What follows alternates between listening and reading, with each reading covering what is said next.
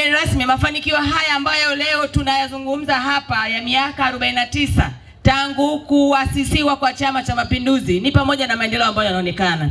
Mkoa wa Manyara umeendelea kupiga hatua kubwa sana za maendeleo.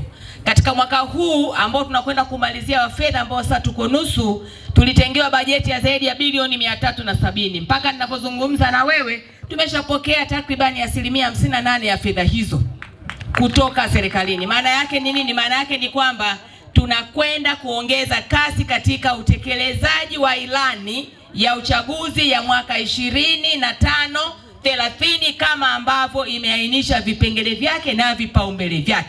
Mheshimiwa mgeni rasmi, naomba nikuhakikishie muda uliobakia, sisi kama serikali tutahakikisha tunakwenda kukiheshimisha chama kwa kutekeleza miradi na ahadi zote za viongozi wetu, haswa ahadi za Mheshimiwa Mwenyekiti wa Chama Taifa Daktari Samia Suluhu Hassan. Kumbusha wana Manyara kwamba katika fursa waliokuwa nayo ni miti, kuwa Manyara ni kijani.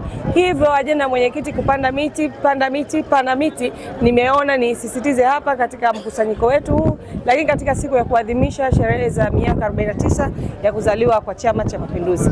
Lakini hili la mwisho ambalo ndo kubwa zaidi na nimeliweka mwisho kwa umuhimu wake ni swala la bima ya afya kwa wote.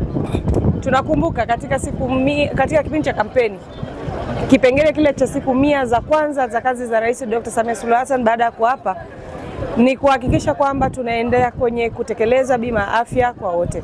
Tulimshuhudia Waziri wa Afya kaka yetu Mheshimiwa Mohamed Mchengerwa akizindua na kutoa maelekezo kwa wakuu wa mikoa na wakuu wa wilaya ni jinsi gani ambavyo tutakwenda kwenye bima ya afya kwa wote. Lakini katika zile kaya ambazo ziko katika mazingira magumu, Mheshimiwa Rais Dr. Samia kwa mfano kwa mkoa huu wa Manyara tayari ameshatoa takriban bilioni 2.5 kwa ajili ya kuhakikisha kaya zile ambazo zina uhitaji wa kusaidiwa ile 1,500,000 ya msingi kama mchango wa bima afya kwa wote, basi yeye amezitoa na ameshazitambaza mikoani kwa lengo la kuzitambua hizo kaya na kuzilipia ile 1,500,000, na ndio maana baadhi ya kaya tayari zinaenda kukimbizana na vitambulisho vya bima afya kwa wote.